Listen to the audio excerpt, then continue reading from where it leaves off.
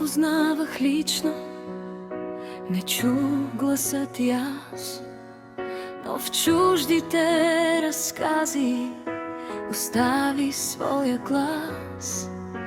Не търсеше медали, не търсеше венец. След теб остана спомен за мъдър и добър човек.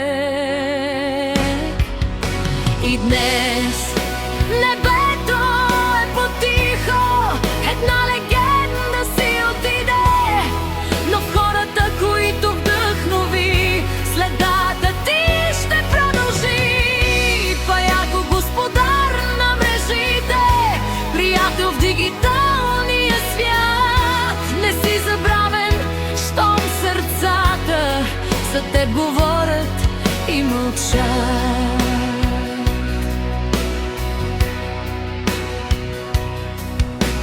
Когато беше трудно, ти подаваше ръка, не заради награда, а просто доброта.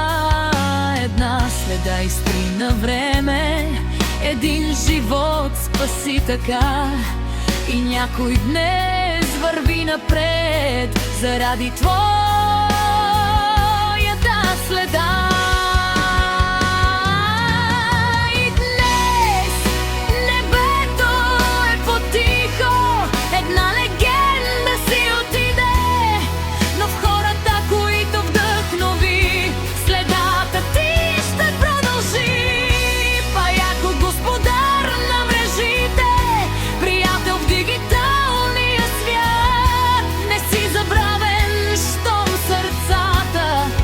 Теб говорят и мълчат. Не всеки оставя богатство, не всеки оставя дворец, но има хора, които оставят светлина след своя край.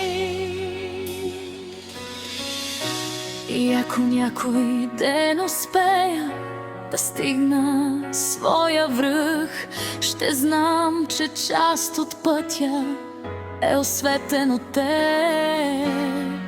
Легендите не си отиват, те просто сменят своя дом.